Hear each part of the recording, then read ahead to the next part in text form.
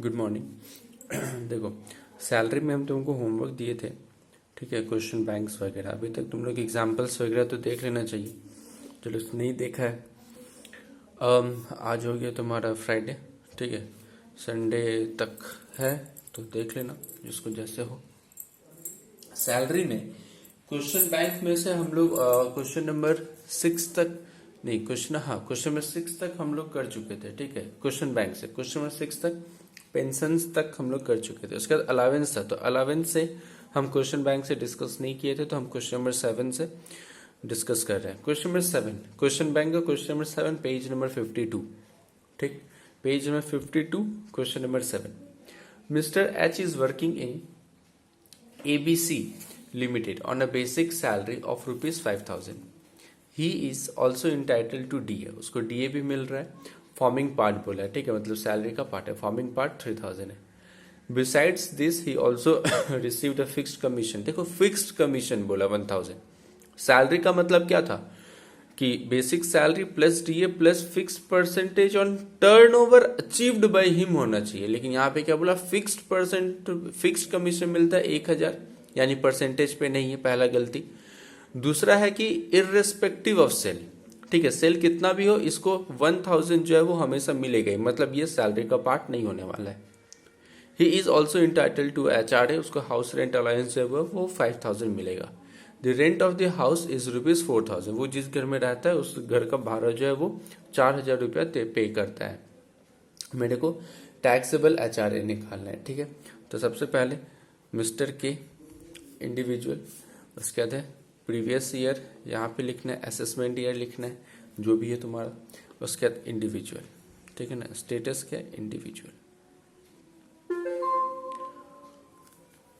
हम लोग जो कैलकुलेट कर रहे हैं वो computation of taxable HRA, computation of taxable house rent allowance. तो सबसे पहले हम लोग लिखते हैं कि कितना रुपया उसको मिला है, ठीक है ना। तो अमाउंट ऑफ HRA रिसीव्ड, तो उसको 5,000 रुपया करके भाड़ा मिला, ठीक है, 5,000 रुपया करके उसको 12 मंथ का मिला होगा। इसका मतलब उसको कितना रुपया मिल चुका होगा, 60,000 जो है उसको मिल चुका होगा, ठीक है। 60,000 वो रिसीव कर लिया होगा, 60,000 वो रिसीव कर लिया होगा। उसके बाद लेस होगा least of the following, list of the following. तो लिस्ट ऑफ द फॉलोइंग में सबसे पहले ये आ जाएगा number A, amount actually received, मतलब जितना वो एक्चुअली रिसीव किया, तो अमाउंट एक्चुअली रिसीव्ड। तो अमाउंट वो कितना रिसीव किया, 60,000, तो यहाँ पे 60,000 अमाउंट एक्चुअली रिसीव हो गया, 60,000। दूसरा क्या था, rent paid minus 10% of salary, तो जितना भी रेंट पेड करेगा उसमें से 10% ऑफ सैलरी जो है वो माइनस होगा। तो रेंट पेड माइनस 10%, तो रेंट वो कितना पे कर रहा है वो देखो, पर मंथ उसका रेंट 4,000 था, तो 4,000 इंटू 12 मंथ का माइनस 10% ऑफ सैलरी। अब सैलरी का यहाँ पे मतलब क्या, basic plus DA forming part plus fix percentage of turnover achieve by him, लेकिन यहाँ पे फिक्स परसेंटेज ऑफ टर्नओवर वाला बात नहीं आएगा क्योंकि ये सेल्स पे नहीं है, उसको फिक्स्ड कमीशन मिल रहा है, ठीक है, तो उसको छोड़ दो। यानी कि यहाँ पे मेरा बेसिक सैलरी का 5,000 आएगा और DA का 3,000 आएगा, मतलब टोटल कितना हो जाएगा, 8,000। 5,000 ऐसे हम लिखते हैं, 5,000 प्लस 3,000 इंटू 12 और उसका 10%, ठीक है, उसका 10%, तो ये 4,000 इंटू 12 कितना हो जाएगा मेरा, 48,000 माइनस 5,000 प्लस 3, 8 इंटू 12, 96 का 10%, 9,600, तो इसको माइनस कर दो, तो इसको माइनस करके कितना आ जाएगा, 38,400।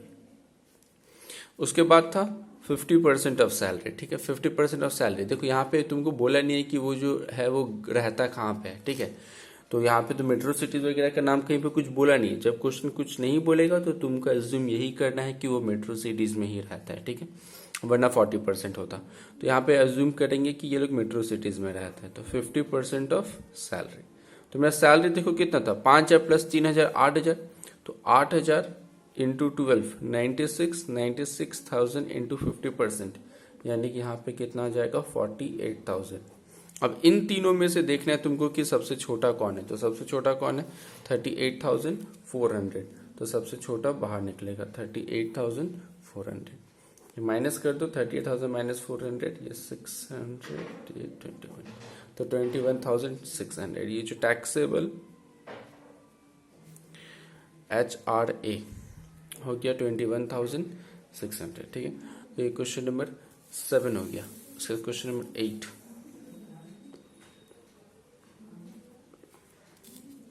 क्वेश्चन नंबर 8 क्वेश्चन नंबर 8 का जो पार्ट है उसमें बोल रहा है mister x is drawing a basic salary of ₹12,000, ठीक है। बेसिक सैलरी 12,000 है, डीए है 4,000। अब डीए के सामने मेरे को बोला नहीं है कि ये फॉर्मिंग पार्ट है कि नहीं फॉर्मिंग पार्ट है। अगर क्वेश्चन कुछ नहीं बोलता है तो तुमको उसको फॉर्मिंग पार्ट ही मानना है, ठीक है।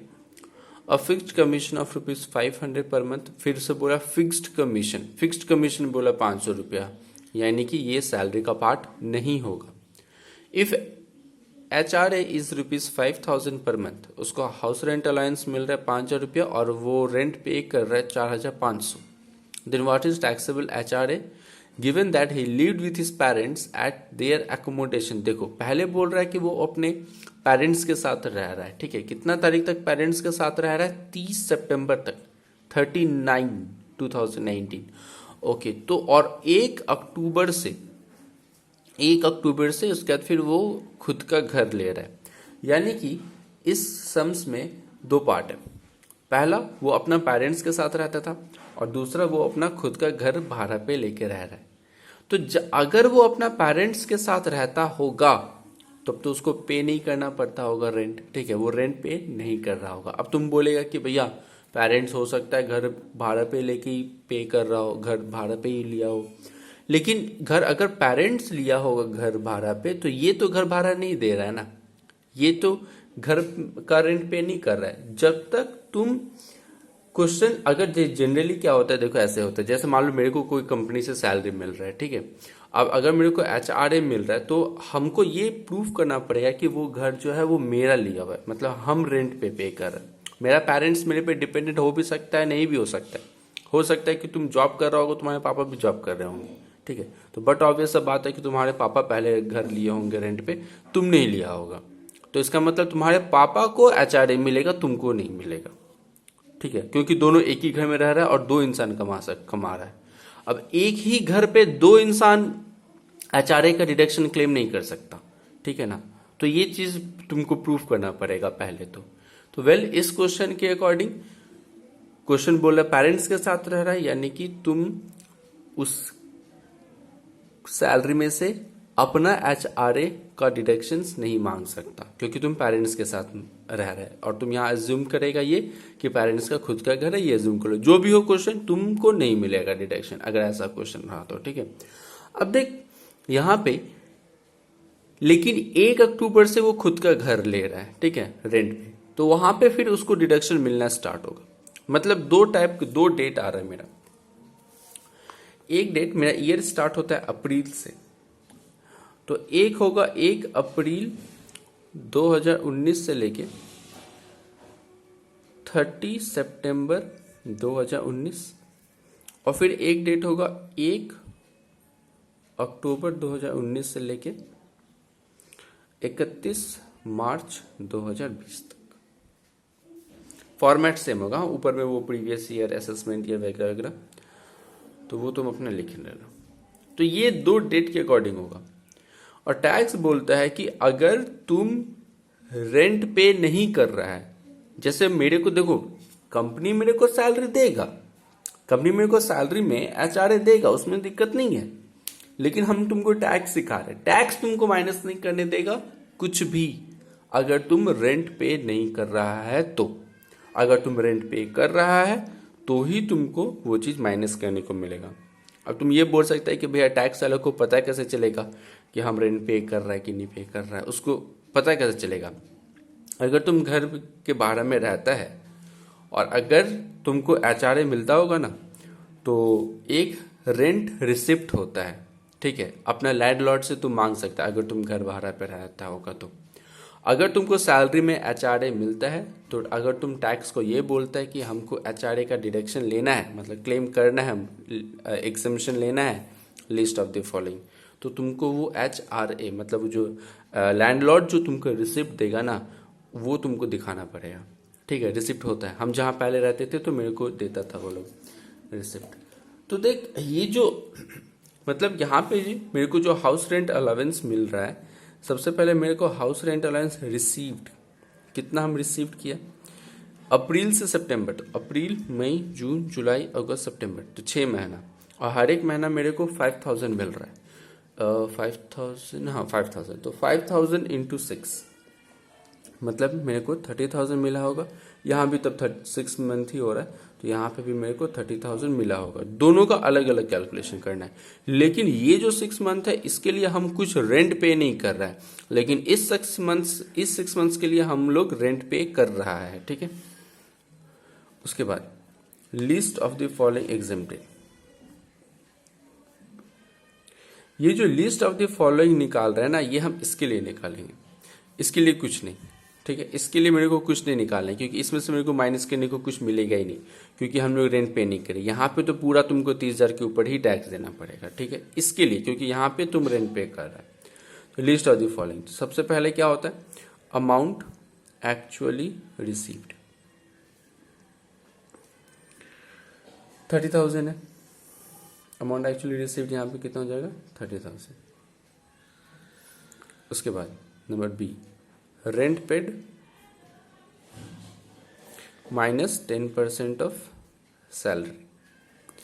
तो रेंट पेड हम लोग यहाँ पे रेंट पेड कितना कर रहे हैं 4,500, तो 4,500 इंटू 6, 4,500 इंटू 6, क्योंकि ये 6 मंथ्स का है, तो 4,500 इंटू 6, तो ये कितना आ जाएगा 27,000, ठीक है, ये 27,000 माइनस 10% ऑफ सैलरी। तो 10% ऑफ सैलरी मतलब कितना हो जाएगा, इसका सैलरी यहाँ पे कितना है, बेसिक सैलरी कितना है 12,000, और डीए कितना 4,000, कुछ नहीं बोला तो डीए फॉर्मिंग पार्ट है, तो 12 प्लस 4 तो 16,000, लेकिन 16,000 इंटू कितना होगा 6, 16,000 इंटू 6, क्योंकि 6 मंथ्स है, इंटू 10%, तो ये 96,000 का 10% होता है 9,600, तो ये हो गया 9,600।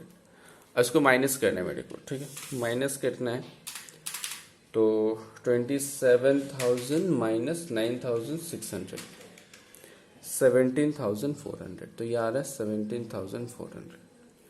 और नंबर सी क्या था 50% ऑफ सैलरी, 50% ऑफ सैलरी, तो 50% ऑफ सैलरी मतलब कि 16 इंटू 6 96 का 50%, ठीक है, 16,000 इंटू 6 इंटू 50%, तो यह होगा 48,000। अब इन तीनों में से जो सबसे छोटा है, तो सबसे छोटा क्या है 17,400, 30,000 माइनस 17,400, यार 12,600, और इसमें से तो कुछ माइनस करने देगा ही नहीं, तो ये कितना हो जाएगा 30,000, तो टोटल कितना हो गया 42,600 दोनों को ऐड करके। तो टैक्सेबल एचआरए 42,600, ठीक है। तो इस टाइप का क्वेश्चंस को ऐसे करना है। ये हो गया क्वेश्चन नंबर 8। उसके बाद question number 9, question number 9 RFA है।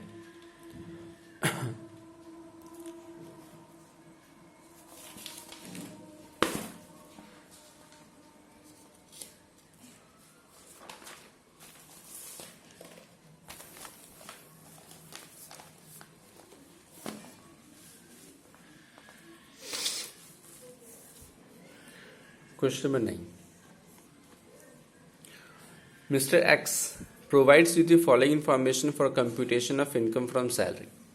बेसिक सैलरीज का 10,000 पर मंथ है, डीए 5,000 पर मंथ है, children education allowance 1,000 per month है, ट्रांसपोर्ट अलाउंस है, बोनस है, कमीशन है। His employer provide him with a rent free accommodation, अच्छा इसको एक घर दे रहा है रहने के लिए, और फॉर विच द एम्प्लॉयर पे कर रहा है, ठीक है, एम्प्लॉयर कितना पे कर रहा है, 4,000 रुपया, 4,000 रुपया एम्प्लॉयर पे कर रहा है हर एक महीना इसके लिए।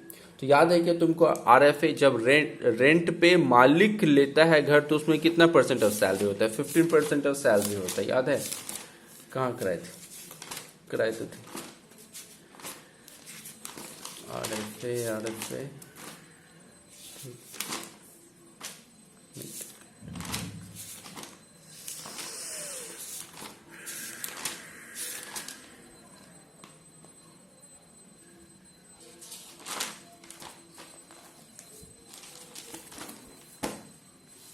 ये देखो RFA में क्या बोलते हैं, गवर्नमेंट एम्प्लॉय होता है तो उसका लाइसेंस फीस के अकॉर्डिंग होता है। अगर तुमको होटल में रखा जाता है तो कितना परसेंट ऑफ सैलरी होता है, 24% ऑफ सैलरी, या फिर होटल का चार्जेस, दोनों में से जो छोटा होगा वो लिया जाता है। फिर क्या बोले थे, बाद बाकी सिचुएशन में अगर मालिक का खुद का घर होता है, अगर मालिक का खुद का घर होता है और अगर पॉपुलेशन 10 लाख से कम है तो 7.5% ऑफ सैलरी, 10 लाख से 25 लाख का पॉपुलेशन है तो 10% of salary, and more than 25 lakh population है तो 15% ऑफ सैलरी। अगर मालिक घर भाड़ा पे लिया है और एम्प्लॉय को रहने के लिए देता है तो हम लोग 15% ऑफ सैलरी या फिर rent paid, which ever is lower, दोनों में से जो छोटा रहेगा वो मेरा RFA होगा। तो ये वाला पार्ट तुमको अच्छा से देखना है, ठीक है, ये वाला पार्ट मेरा क्वेश्चन में दिया हुआ है, इसमें से मेरा क्वेश्चन आया है, ठीक है।